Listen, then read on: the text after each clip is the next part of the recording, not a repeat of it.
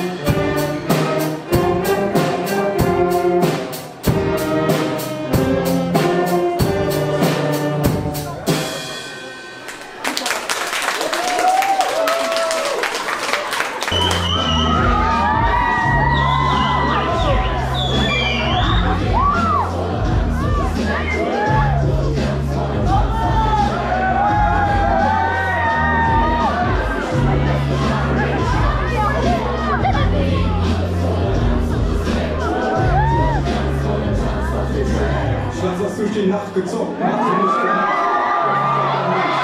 das so geschlafen. Lass mich tun, denn ich kämpfe an dem Gold. Doch, weil du bist und wie wir, teilen wir dieses Schiff mit Respekt für was sich ausmacht, die Reihe und das Riff. Können wir ja nicht unsere Arme hochgestreckt. Neue Welten warten, gehen gemeinsam auf die Fahrt.